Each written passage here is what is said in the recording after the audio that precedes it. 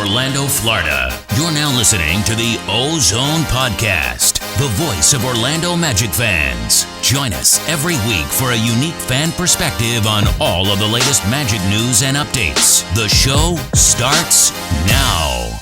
Welcome back to another episode of the OZone Podcast, brought to you by DraftKings and now part of the Basketball Podcast Network.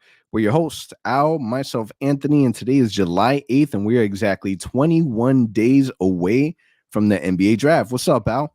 What's going on? Al, I got some good news and I got some bad news. Hit me with the bad one first. We're going to jump right into it. The bad news is, man, my trip got canceled. I was going to say, we were not supposed to record today. I'm like, no, it got canceled. Right now, I should be out in the Dominican Republic doing all you can eat, all you can drink. Unfortunately, it did not happen. Listen, I'm depressed. I'm sad. But the good news is, and I called it, man. I called it. The Magic right now, if you haven't heard, now you do. Now you know, which I'm sure if you're listening, you know that the Orlando Magic are closing in on Dallas Mavericks assistant Jamahl Mosley and has emerged as a strong front runner to become the franchise's next head coach. ESPN watch. What's crazy is that if I would have gotten on that plane, exactly what would have happened. I would have missed out on the news, access to absolutely no internet, come back, and we end up hiring Jamahl Mosley. So we're going to jump right into the reactions, and let's talk Magic basketball coach. What are your initial thoughts? We decided to go a little bit of a different route than most people assumed that we were going or thought that we might be, taking the path of, and we went with Jamahl Mosley. What are you thinking? Man, so being honest, not what I think we wanted, right? Let's start with the reality factor here and really be sincere. Not what I personally wanted for the Magic. Nothing against Jamahl Mosley. I said it last week in the episode. I don't know enough about him to really give feedback, whether it's good or bad about him. I started doing my research today on him and really good things come out. How good of a developmental coach he is, how close he gets to the guys. So he really has a good feeling for the locker room and guys really respond to him, which is a great thing. But being honest, not I think a name that we had in the top of our list when we knew that Coach Clifford was gone. I'm going to embrace him. I'm going to trust the front office. Like I keep saying, I keep trusting them with their decisions, but 100% not a name that I had in my list. What about you? How are you feeling as we kind of know that this is the direction we're going? When we initially talked about the criterias that we wanted, Mosley kind of checked the boxes in those regards. We know that we wanted a former player. He didn't play in the NBA, went undrafted in the NBA draft, played professionally, internationally. We wanted someone that was young enough to be able to connect with the younger players. But when we talk about, our list, the coaches that we wanted, he was in my top 5. He was in your top 5. Let's be honest. He was on no one's top 5. So I'm not upset with the hire. I'm not surprised. Like I get the reasons why we went this direction, but in all honesty, who's really left? So we had a conversation before we popped on. Wes Unseld Jr. We knew that was going to be between them two. They were listed as the finalists.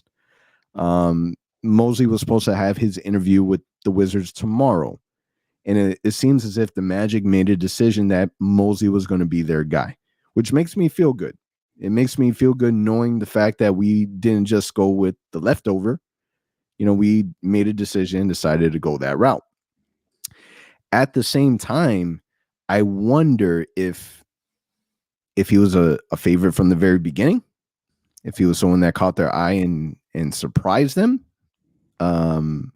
is if he wasn't the first choice, who were your first choices? And I want to know why we weren't selected, answers to questions that we would never get. But I'm interested to hear what Jeff Wellman has to say in the press conference, because I think that we know that's going to be a political response. It's a great day in Orlando Magic organization. It's a great day for Magic fans. He was the guy that we wanted all along. Mhm. But I'm curious to hear what really made them say, Mosley, that's going to be our guy. So I think for me personally, again, as I did my research on the guy, a ton of experience. So he spent the last 7 years coaching under Rick Carlisle in the Mavericks team, a team that has been successful, that made the playoffs. Historically, has been a great team. We know that. So that is always a good sign. Prior to that, he spent some time with the Cavaliers, 2010 to 2014. Before that, with some great teams in with the Denver Nuggets under George Karl. So I think when it comes to basketball, I think I read somewhere today, he started coaching at age 26. He's now 42. So young guy, but with a ton of basketball experience on the sidelines. And I think that catches the attention of the Magic right away. It did for me. Again, it's a new guy being the head coach, but it's a lot of experience. I think you said on Twitter, it reminds you of Jack Bond all over again. I think what's different is Jack Bond had 2 years of experience when he became a coach of the Magic. This guy again has paid his dues. He's been on the sidelines for a while.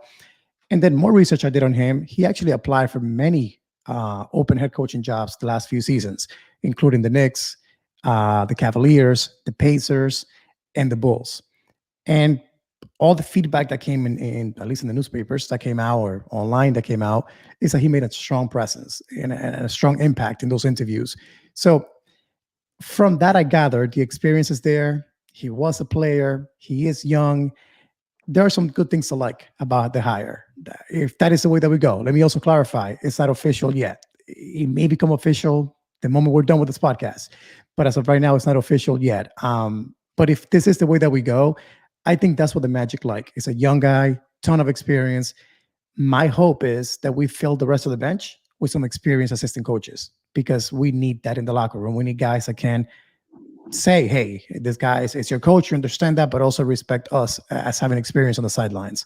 And a name that came to mind for me was Terry Stotts. Like, would he be willing to join a team like the Magic and say, hey, be paid well and serve that role?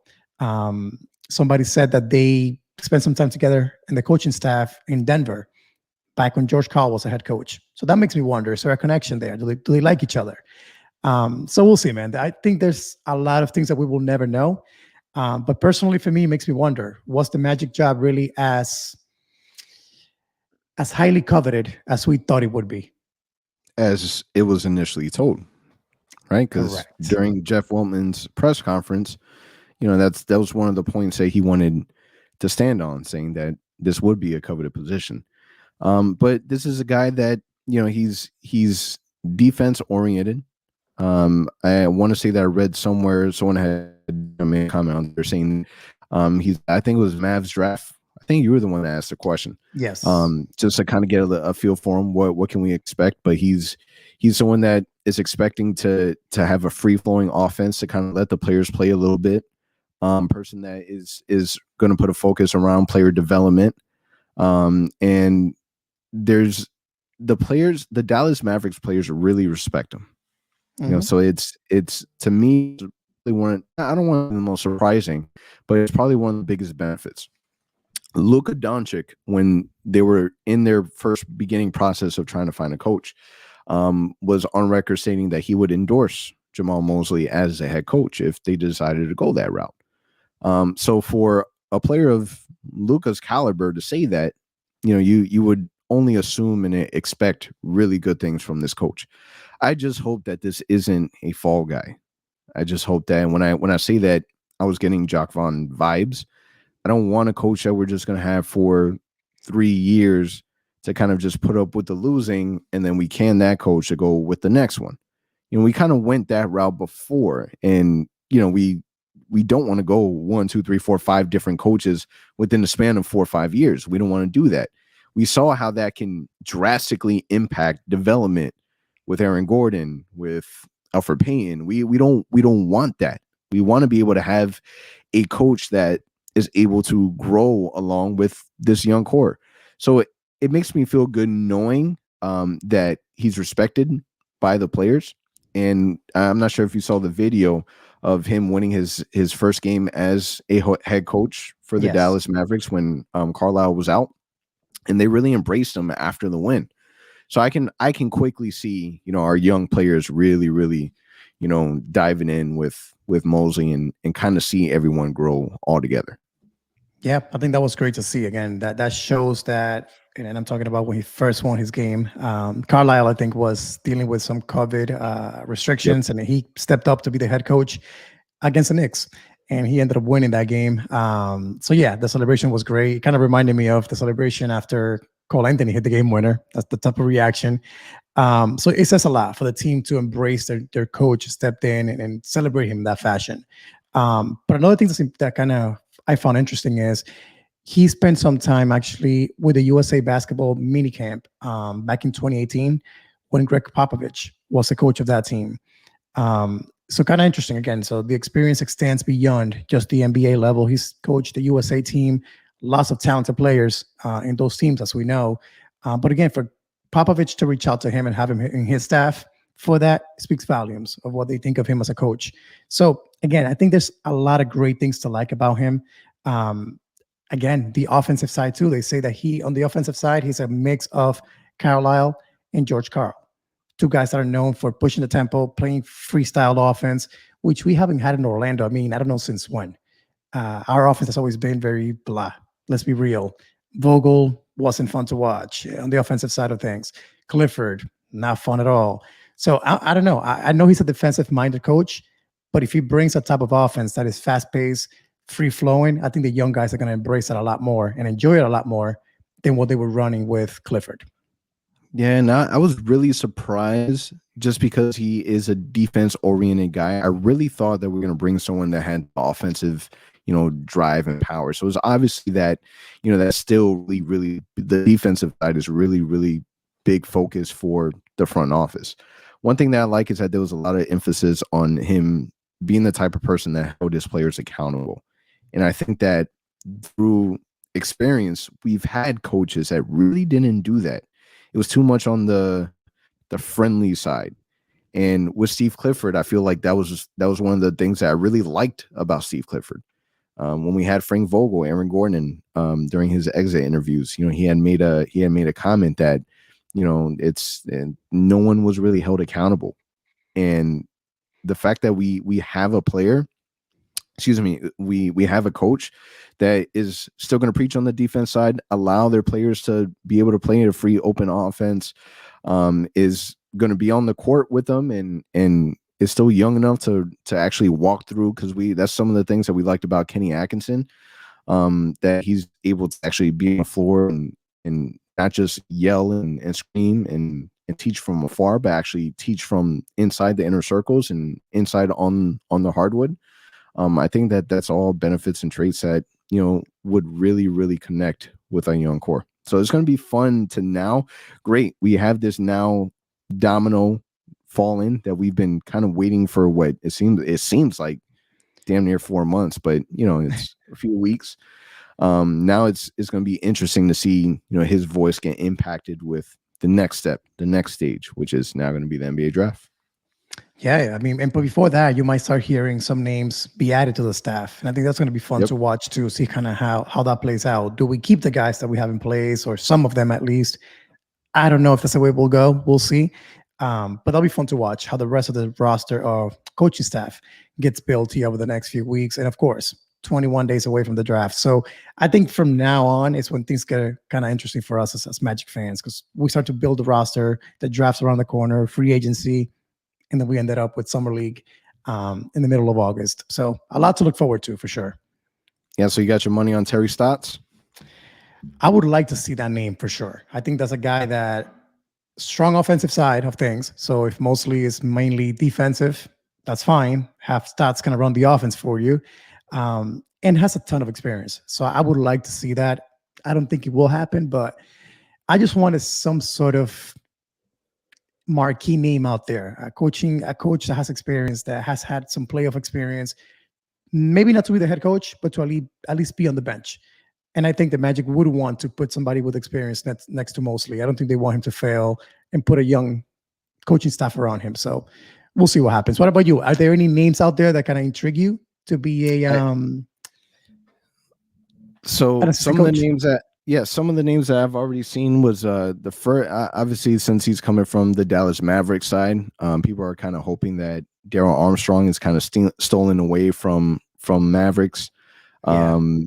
In terms of, I would like to see, hopefully, that they're able to keep someone like Corbin that's had some time with the Magic and is a little familiar with the players. That way, there's a kind of like an easy transition. That would be nice to see. But I would love a powerhouse of a coaching team.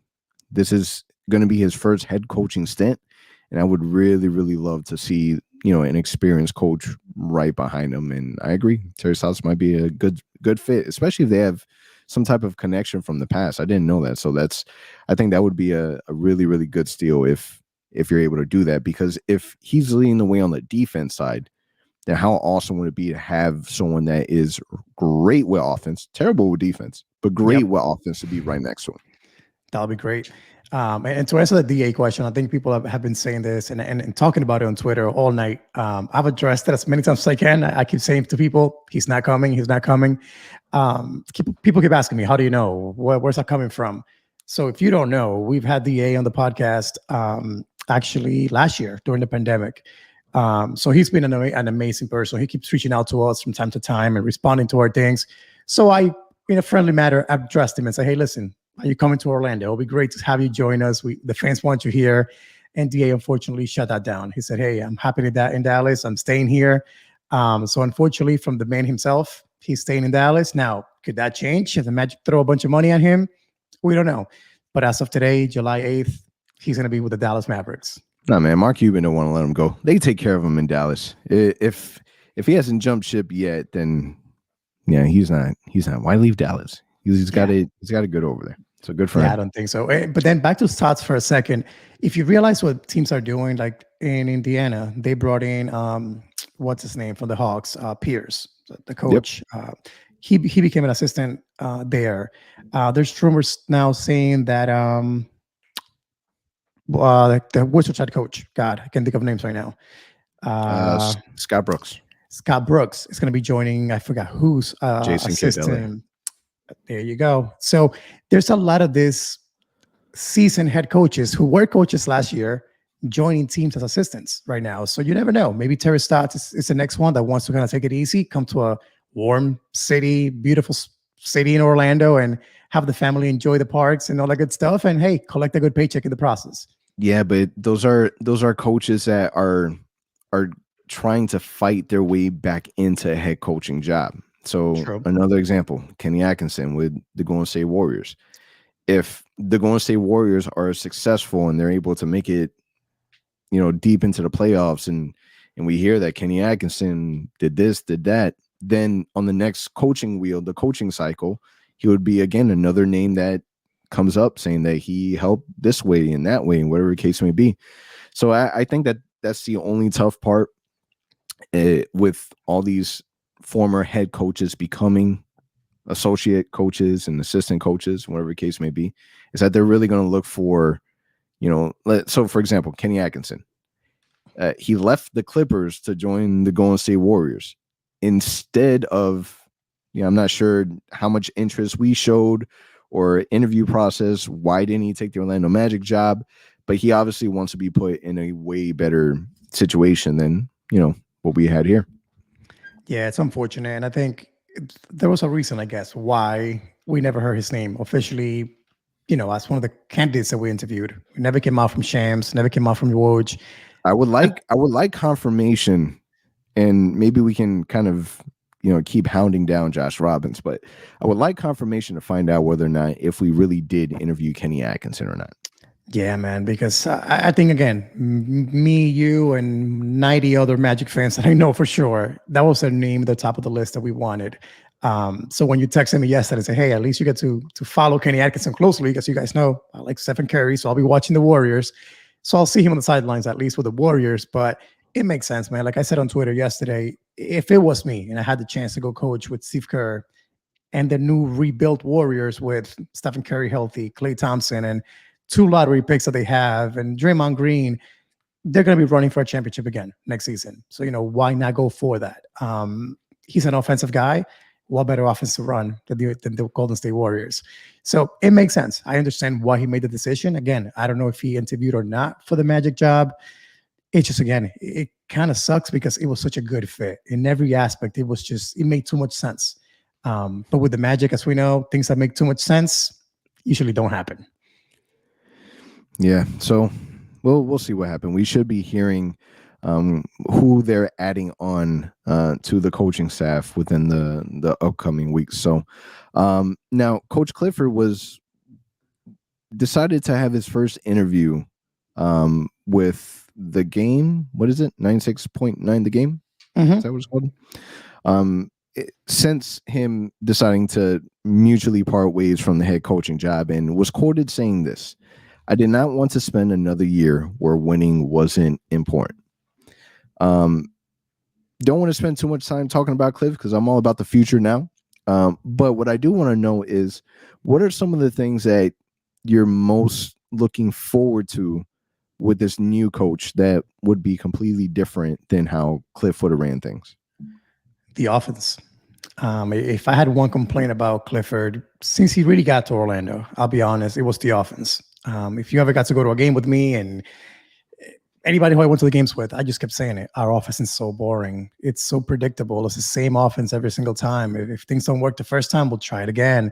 And I said it on Twitter earlier today. The only person who really benefited from the offense that Clifford ran was Vucevic. And I get it. He was our best player, so great. We're running things for him. Amazing. But once we traded Vuce, our offense just looked weird. Like there was no flow to it. And I get it. It was all new players. But it just showed me there's no really creativity on the offensive end. Even things with like Aaron Gordon, we never got creative with, hey, let's run pick and rolls with him, where he's the one that attacks the rim, and maybe it was nothing like that. It was just simply boring basketball. He got a little creative. He put Aaron Gordon at the point guard. God. Yeah, let's not go there. But to answer your question, that's one thing I'm excited for, to see a more of a fast-paced, more modern NBA offense. And again, mostly it's known for defense. So I can't say I'm super excited as if we would have gotten Atkinson here, who I know his style is 3 and layups, dunks, and threes, which is today's NBA. I don't know if Mosley will follow that same style, but at least I know he'll do something different. That freestyle offense, a free flow offense, I'm looking forward to that. I think it will help a lot of the guys like Markelle Fultz, Cole Anthony, Chuma Okeke, those younger guys who need that creativity on the offensive end. I'm curious to see how his perspective, Coach Mosley's perspective of what the rotation should look like, ends up looking like. Cliff was very, very strict on his rotation. So this player will play until this minute mark. And then as soon as we hit that minute mark, no matter how well or how bad that player is playing, then we're going to add this player to play from this minute stretch. I think that was part of one of the frustrating parts, because you can kind of predict what Coach Cliff is going to do. There wasn't really any adjustments made till, kind of towards the end of the game. And even still, he tried to stick to his adjustments. So I'm interested to see how he views Mo Bamba. How would he utilize him differently? How much he would play MCW and Terrence Ross and Gary Harris, and how much more focus and emphasis he puts on the younger guys playing. It's going to be interesting. It's going to be interesting for sure. So I'm excited to see the differences in the change. I think that this is a good sign. I mentioned earlier that I started getting Jacques Vaughn vibes, but I started doing my research also, and I think that this might just be a coach that, again, surprises people and is able to grow with the players and really help and develop the team and make the team a lot better than, what Cliff was able to do, his 1-2 seasons with the young guys. I think so too, man. But that's a really good point you bring up, the rotation piece. That's probably been the second thing I hated the most. No matter how hot Terrence Ross got, he could score 20 points in a row. If that 4-minute mark got there in the second quarter, you're sitting on the bench. Like you can't do that, man. Today, you got to let players flow, feel it out there. The guy's feeling it, keep feeding him the ball, and just ride it out. That's what basketball's all about. Those momentum, those stretches where the player's feeling it. So yeah, you make a really good point on that. And about the Mamba thing, the Mo Bamba thing, I think that's really, really a good point. I think this may be a coach who gets on Bamba's face and gets the best out of him, which I don't know if Clifford was just done with that and not really dealing with it too much. So I'm looking forward to that, to see how Mo Bamba reacts to this new coach, and if he can get the best out of him. Yeah, we can't say welcome to Orlando just yet because it's not official. They're still in the negotiation portion of this process. So, hopefully soon. And then we start working on the next step, which is hiring some assistant coaches and to get this thing going. I got to ask you before we move on real quick. What Yep. do you think those negotiations entail? Do you think it's just about the money, or do you think there's conversations around, hey, what guys can I bring with me from Dallas, from other teams that I want to add to the staff? So do you think it's a money conversation? Do you think it's more of a money plus other components? Money and other components. So it's always interesting because when you're the first of something, you really don't, not that you don't know what to expect, but you don't know exactly how things would run. You know, he's used to a certain way running in Dallas. I'm sure that he also is aware of the do's and the don'ts that Carlisle was able to do. You think Carlisle from their front office, how much word and input would he really take from what they have to say? Or was he more of, this is my team, this is my players, I'm going to coach the way that I'm going to coach because I'm Rick Carlisle? Does he get the same stretch? Does he get the same benefits? Is he making sure that, that's said right away during negotiations? Hey, if I'm going to coach this team, then it's my say. Or how much input, is the front office going to put in? Maybe that's what they wanted. Maybe they wanted a little more input. You think that the front office had any say-so on what Steve Clifford was going to do with his players? No, he had the experience already where this is my team and I'm going to do everything I can to win my way. So I would imagine that that's added in the negotiation talks, guaranteed money also. What about you? What do you think? Yeah, I think so too. I think that's what the talks are all about right now. It's not only about the money. I think that's the easy part. Now, do you see the Magic, offering a 4-year, 5-year deal to him, or do you think they try to kind of keep it to a 2 to 3 year deal? That's interesting. Because most coaches nowadays are getting 4 years, like 4 to 5. I think that that's going to tell a lot about how they feel about Mosley. If I'm Mosley, I'm only accepting a 4-year. At the same time, he decided to go a different direction from Dallas the minute that they decided to go to Jason Kidd. So if I'm him, I'm shooting for that 4. And I think that would be the right thing to do, man. You don't want to tell the coach that you don't have confidence in him and only give him a 2-3 year deal. Exactly. Imagine being a head coach and you only get a 2-year deal. Yeah, no, that's not gonna fly. Not in today's NBA. A coach, I don't think, will accept those terms, because then if I do not produce at a high level my first year, then that second year you're pretty much already thinking, okay, am I going to get extended? Like, that's not the right thing to do for a coach. That's for sure. Yeah, exactly. I guess we'll see. I'd be interested to find out how because who right now, who is it? The Celtics. They ended up signing Ime Udoka. Do you know what his track was? He just signed his first contract. Let me see if I can pull it up real quick. Celtics contract. What are you thinking? How much do you think he got? Ah, man, money wise? Yep. I have no idea. I would say somewhere between 15 to 20 million. Maybe not. See. Yeah, no, I can't find it. I'll make sure that I look for it and we'll bring it up later. But that would be a really good one to compare it to. Yeah, that's true, because that's another coach that's first time being a coach in the NBA. So yeah, I think that would make sense. All right, we'll put that off to the side and we'll come back to it. All right, so let's talk about mock drafts. All right, we're done with the coaching talk. Let's talk about mock drafts. And since the last time that we've had the conversation, since our last episode, there's been a little change with that 8th pick. There's a lot of popular conversations happening around James Bouknight. So first and foremost, before we get into the mock drafts, what are your initial thoughts on James Bouknight? It makes sense, man. Scorer. He's a guy who finishes well at the rim. It's a guy who can score the ball. Now, is he the most efficient scorer? No. So he reminds me a little bit of a taller shooting guard position, Cole Anthony. It's a guy that can score the ball, athletic, can finish at the rim, but his shot is not consistent. His three-point shot is not the most efficient either. So I like him. If he's there and we draft him, I wouldn't be upset.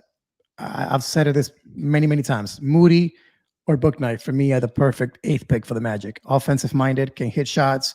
We need that. But I think Bouknight's more of a shot creator, more of a guy that can create in different ways, mid-range, different ways to finish at the rim. Moody would be more of a three-point shooter, set shots. So a little bit different, the two of them. So, but Bouknight, man, it's a guy that's intriguing. He keeps going higher and higher. I'm sorry. He was dropping, actually, in the mock drafts, getting closer and closer to the top 5. And many people have him going to Golden State or the Magic. So we could see a draft where Golden State picks him, and they were like, man, that's the guy we wanted, and miss him by 1 pick. Typical Orlando Magic story. So CBS Sports has the Magic selecting Kuminga at 5 and Bouknight at 8. ESPN has us selecting Barnes at 5 and Bouknight at 8. Sports Illustrated has us selecting Barnes at 5 and Giddey at 8. The Ringer has us Jonathan Kuminga at 5, Frank Wagner at 8. And NBA Draft.net, Barnes at 5 and Keon Johnson at 8. So it's funny how I mispronounced Frank Wagner. Wagner. Yes, but it's funny how you see Kuminga and Barnes flip-flopping in every single mock. Yeah. Like it's not for sure. I think there's more of these draft websites that are they're the ones that are pushing Scotty Barnes to get into that top 5. I just don't see a world where we don't select Jonathan Kuminga at 5. I don't see it. I think if you're the Magic, you got to bring them both in and do a workout and have them go at each other. And you got to compare their shooting. You got to compare them one-on-one. You got to compare them on a 3-on-3 scenario. It's going to be close. And Barnes keeps rising and rising in the mock drafts. People are now saying that he may easily jump into the top 4. And I'm like, Jesus, like weeks ago, this guy was supposed to be anywhere between 6 all the way to like 10. Now he's climbing the top 4. It happens every year, though. There's always that prospect that you don't expect that jumps on the boards. He makes a lot of sense for teams like Cleveland. Now, can Toronto look at him too? I don't know why they would need him, but you never know. So I don't see him top 4. I really, really don't. But you never know, man. With the way that they're saying things, all these experts and analysts, maybe there is some truth to it. I just don't see it.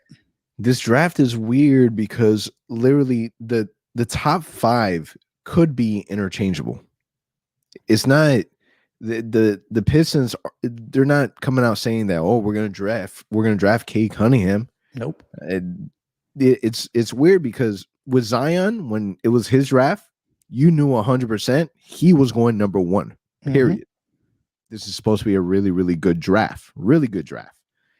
Cade may not get drafted. He will get drafted number 1, but he may not. There's still a lot of talks of Jalen Green. Jalen Green is saying, you guys are crazy if you don't draft me number 1. Yep. That's what Jalen Green is saying. There's talks about Detroit trying to trade down. They're not even 100% wanting to listen. Detroit is not a good basketball team. They have good young pieces. They have Killian Hayes, Sadiq Bey, and they don't want Cade Cunningham. So something about Cade Cunningham makes them say, maybe I can trade down, get a little bit more. This guy may not be our future. Who knows? But it's interesting to see how the draft kind of falls down. Because after that top 5, that 6, 7, 8, 9, 10 is really where it can really change and adjust. I want Bouknight. You want Moses Moody. The reason why I want Bouknight is because if you're going to get Kuminga at 5, then you need that offense. You do. And if we're going to miss out on Jalen Green, then why not go after the arguably the second best shooting guard in the draft? And he's someone that is athletic, can really put the ball in the hoop, that has, really different offensive skills in his bag to where he can really hurt you with. And he's able to really push the offense. Like, this dude is, you give him the ball in the fast break, and he's going to find a way to finish. Mm-hmm. And I think that that's something that we haven't had in a really long time. We need to be able to have that offensive driver. So it's gonna be interesting to see where we fall 5 and 8. And unfortunately, we still have to wait a really long time. Really long 21 more days. Yeah. So we'll see. All right. Now let's get into pass or shoot. All right. So earlier today, I posted on my social media, Orlando Magic Q, in my trade. Athletic decided to come out with just some couple different mock trades of Detroit moving their number 1 pick and listed this for the Orlando Magic. Wendell Carter Jr., the 5th and the 8th pick for Mason Plumlee, and the number 1 pick. 1, would you do it? We know the answer. 2, would Detroit do it? I think it depends on who Detroit really wants. Like you just mentioned, if they're not in love with Cade Cunningham, if they don't think he's the guy that they need, or Jalen Green for that matter, then maybe you look at it. Are they looking for more depth? Are they looking for more security, like balanced roster, or are they going for like that star player potential? That's really what I think about. Because I mean, if you get a 5th pick, 8th pick, and Wendell Carter Jr., that's a lot of nice young depth you're adding to your team, and you all of a sudden have a ton of an accelerated rebuild. Yeah, exactly. But like the Magic, we're dying for a superstar, talented player that has potential to be a superstar in this league. So for the Magic, of course, I mean, you have to pull that trigger. Even though, in my opinion, personally, that's a lot to give up. You're giving up pretty much 3 solid young players for the hope that that first pick becomes what you think he'll become. So it's a lot to give up. But for the Magic, because again, we need that potential all-star in our roster. You do it for that reason. Now, again, I don't think Detroit does it. I don't think that may be enough. Even though somebody posted earlier today, and I'm like, wait, that makes sense. In years past, when the Celtics traded to number 1, Philly traded to number 1 to draft Markelle Fultz from 3 to 1. All they traded was that pick swap and then a future first. So when you think about that for a second, the Magic giving up 2 first-round picks this year, a Wendell Carter guy, Wendell Carter, who's still on the rookie contract, about to sign an extension this summer coming up. It's a lot to give up. I've already sold myself on Jonathan Kuminga. I've went to church. I've done the research. I've read articles, scouting reports, watched about 1 million YouTube videos. I'm at a point that if we don't have Jonathan Kuminga, I'm going to be disappointed. I've already sold myself on Jonathan Kuminga. I'm on the fence with giving so much to move up. The 5th and the 8th and Wendell Carter. I'm still on the fence about Mo Bamba. I really hope that we bring back Mo Wagner. Really hope that we bring him back. He played really, really well internationally. So I'm not ready to give up Wendell Carter. If that's what needs to happen, then okay. If it happens, I'm not upset about it. I'd be hyped. I'd be super hyped. Who wouldn't be? Yep. But hindsight, would that be the best decision? Getting the number 1 player, the number 2 player, number 3 player does not guarantee that they're going to be an all-star. Does not guarantee that they're going to be the franchise. We look at Trae Young, Luka Doncic, players that were drafted outside of the 3. Is that really the right move? Do we really want to risk that much? Again, if it happens, I'll be happy. But at the same time, if it doesn't happen, I will be okay. If you would have asked me that on lottery night, it would be completely different. But now my perspective has changed where I want the best player available at 5. and someone that can really bring the offense at 8. And I think that Kuminga and Bouknight would be the players to be able to do that with, especially with how everything is falling now with Mosley potentially becoming the next head coach of the Orlando Magic.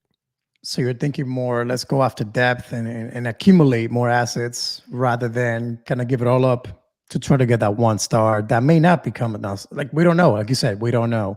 For every great first, second, third pick in the draft, there's a few busts in there.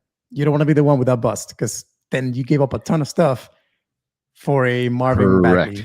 Correct. So for right now, I'm passing. I can't believe I said that on recorded. I'm passing, but I'm passing. Yeah, it's a tough decision, though. I got to say. Yep. All right, so the next one. RJ Hampton is growing. He's claiming that he is now 6'7". So if you haven't seen on RJ Hampton's Instagram story, he posted reposted a video of him doing some crazy dunk during one of his workouts, and he had mentioned that, you know, he's 6'7". You buying that? There wasn't really like a confirmation. Like the way that he kind of worded it was that it's spooky 6'7". Are you buying the fact? Are you telling me that RJ Hampton, in just a matter of a couple months, went home, came back, and is, because he was listed 6'4", maybe 6'5" with shoes? You telling me this man grew an extra 2-3 inches? You are buying that? So I'm gonna shoot. And I'm going to shoot based on my own observation, because when he got to Orlando, I think it was you that I asked, hey, like, is he really 6'4"? Because he seemed taller. Like when he was playing shooting guard and small forward out there, he seemed on par with the opponents. Like he wasn't looking like a small player. Like Cole Anthony. Cole Anthony is supposed to be 6'2", but he looks more like a 6-footer out there sometimes. But I got the opposite feeling with RJ Hampton. He looks, like a guy who either was growing or just looked taller than what he was announced at 6'4". So I'm going to shoot. I think that is true. And the videos that he's posting right now, he's looking good, number one. But number two, I believe that that's really accurate. And we need it as a team too. Because imagine this guy now playing small forward or shooting guard. All of a sudden now, the issues of, do you play Markelle, Cole, and RJ together go away? You can. Yeah, I'm going to shoot on it also. It's crazy because how much Jeff Wellman has already kind of said that he would envision RJ Hampton playing the 3. Mm-hmm. Him being 6'7", not that you wouldn't have been able to do that with him being 6'4", but him playing 6'7" is wild, man. Is wild because he's already athletic. Imagine 6'7" running down the floor the way that he does with his speed. Crazy. That's dangerous. That's super dangerous. And he was already like getting the confidence of him playing as much as he's playing. The way that he ended last season, you carry that over. On top of that, he's 2-3 inches taller. Sheesh. It's exciting. It's big time. The voice is saying, thanks, Denver. We all keep saying that. It's the gift that keeps on giving. Man. I wonder because, it's a couple inches, right?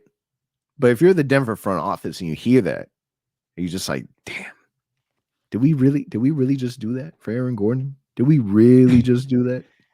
I think after the way that Aaron Gordon played in the playoffs, you definitely have to ask yourself that question, because I can guarantee you when they traded for him, they did not envision 6 points, 4 rebounds, and whatever he averaged. Like they envisioned a guy that could average 15, grab 10 rebounds. Like that was the goal, right?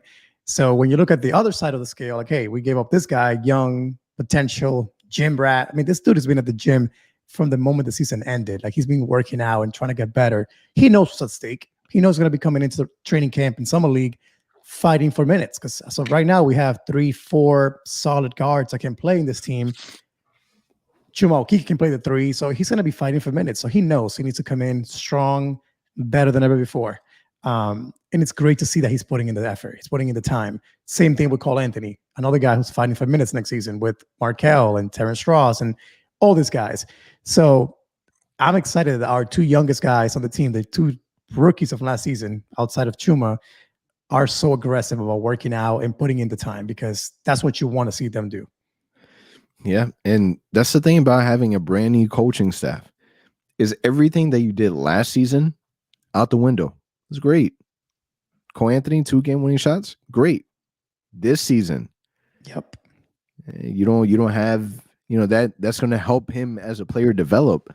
But now you're starting from scratch. Everyone's on a clean slate. Mm-hmm. RJ Hampton, Cole Anthony, Mo Bamba, Chuma.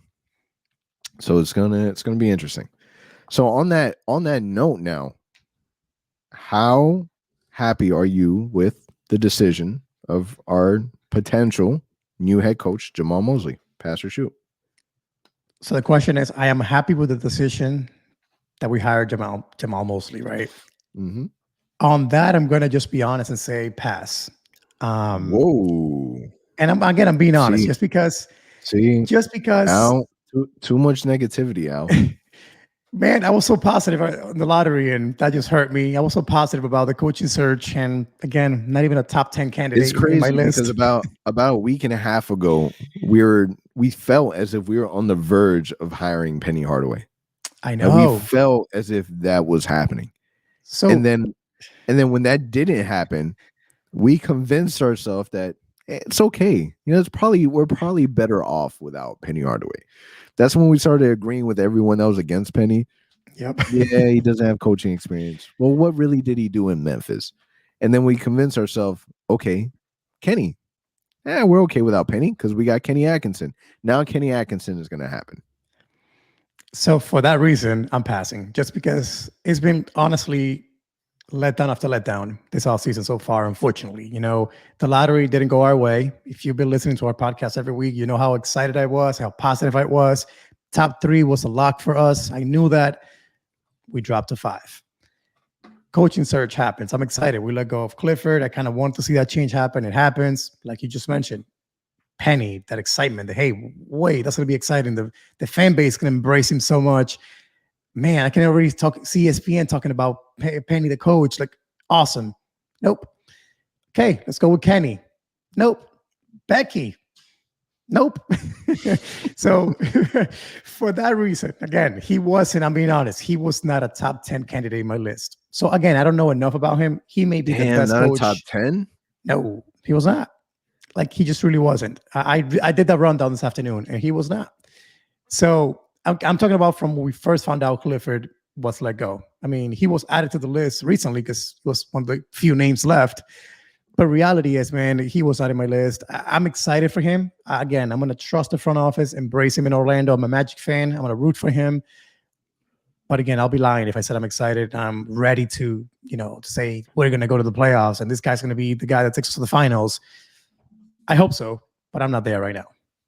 I'm going to shoot on it. I'm excited that the process is over. I was already tired of hoping and wishing and maybe this person, maybe that person.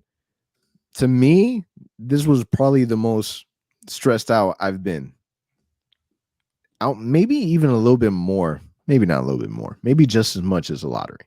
But I'm just glad that decision is on the verge of happening and we can kind of just move forward to the next thing. And again, from the conversations that you and I have had, he checks off everything that we were hoping that we would get out of the next head coach of the Orlando Magic, and he definitely checks off a lot of boxes. True. Yep. All right. So on that note, Al, final thoughts?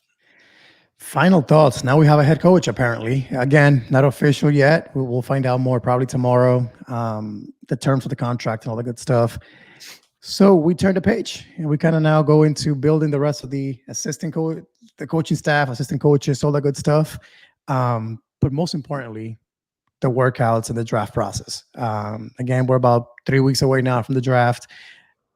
Keep bringing in guys that you want to have in our team. So far, we forgot to mention it, but we've worked out so far.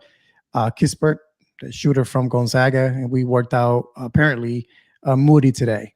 So we're bringing in guys in that 8th range, I think, right now. I can't wait to see when we start bringing in the big dogs, Jalen Suggs and Kuminga, and those guys that we know are going to be top 5.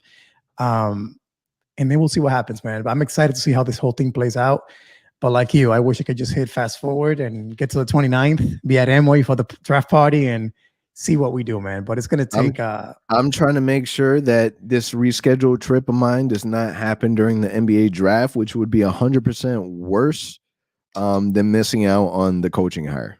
You're going to miss out when I'm having a blast, sending you a video saying, hey, we traded for Jalen Green, and you can't get my message for like 4 days. Imagine coming back to that. Getting off the plane, finally get signal, get a whole bunch of text messages that pop up saying we did this, we did that. Not good for my soul. Yeah, we'll see what happens. I'm excited to see what players we end up bringing in also. And you know, the hiring of the new coaching staff, and just ready for the next domino piece to fall. But man, that's it. Coach Mosley, Coach Mo. It's got to be the nickname, right? Coach Mo. It's got to be. We got too many Mo's on the team. We may have 3. So Coach Mo, Mo Bamba, and Mo Wagner. So interesting stuff happening in the locker room. That's right. All right, man. Thank you for listening. That's a wrap. We'll see you next week. Thank you for listening to the OZone Podcast, the voice of Magic fans. Follow us on Twitter and Instagram at the OZone Pod. And remember to subscribe and leave a 5-star review on all your favorite podcast listening platforms.